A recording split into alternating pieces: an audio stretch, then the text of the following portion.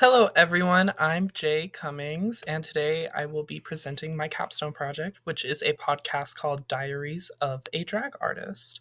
This is a picture of me in drag, also.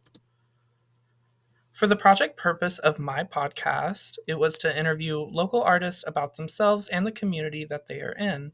The specific performance art that is centered in this podcast is drag. I also wanted to help give these artists a platform to speak about both the ups and downs of being in the drag community in Central Texas. For the focus of this project, I was focused on critical thinking, bridging the gap, and what the target audience was. For critical thinking, there's a portion in the interview that I give on the podcast that asks the performer to express issues that they've noticed in the community so we can all learn and grow.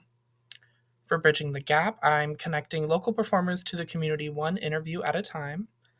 And the target audience for this podcast is drag performers and fans and the Central Texas queer community in general. Why this topic? I'm very passionate about drag. I have been a drag performer for over a year now in Central Texas, and I've always wanted to interview other artists in this scene to learn more about their art. It's also media related, and although I have seen many podcasts created by drag artists, I've never seen a podcast that was about local drag artists, especially in Central Texas. It also relates to my major and my minor. I'm a mass communications major, so I feel well versed in how to create a project like this. I'm also a communication studies minor, which is why I decided that this podcast should be interview based. For secondary research, these are 6 different articles I found while deciding what my podcast should be about. Each one is relating to recent House and Senate bills trying to ban drag performances. They are Texas ban on certain drag shows is unconstitutional, federal judge says. The Supreme Court's puzzling decision to allow the government to ban drag shows explained. SXSW Bridget Bandit speaks on drag First Amendment. The drag queens fighting performance bans in Texas. How Texas drag queen Bridget Bandit exposed the absurdity of proposals to criminalize drag performers and shows. Texas law banning some drag shows is unconstitutional, federal judge rules. And then there's a picture of Bridget Bandit in court fighting these House bills, which she ended up, with the help of many other people in the community, winning and overturning those bills. The primary research I did was helping create and run many shows and fundraisers with the House of Metamorphosis, as well as interviewing multiple people on my podcast. The first show we did together was Chaos Carnival. It was the first show I was in San Marcos outside of a house show. We did the drag portion, but it was a festival-style hardcore show with rave and drag. And it was all clown-themed as well, and that was back in November.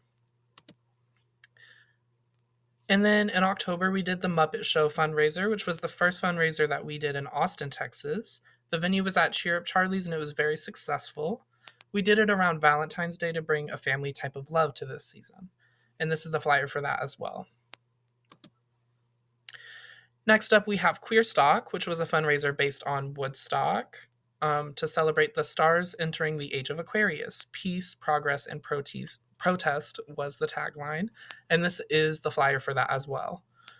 This and the last flyer that you just saw, we made ourselves. The first one was made by the people who created Chaos Carnival.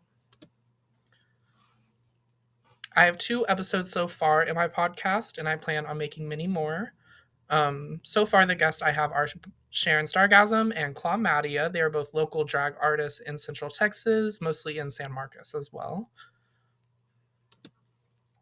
The key takeaways and deliverables from my podcast are people will leave with an enveloped sense of community. They'll also leave with a better understanding of local artists and why they perform what they do. And they'll leave knowing it's important that we continue to spread love through the community. The lessons that I learned while making this podcast, I learned a lot about how important the drag community is. It's important we listen to the people in our community when they're speaking up about mistreatings and wrongdoings. I also learned how loving and accepting this community can be as well. People want to have more community. Along with spreading the positive things in the community, people want to know the negative as well. And as the community grows, it's important that we unite despite our differences. Thank you so much.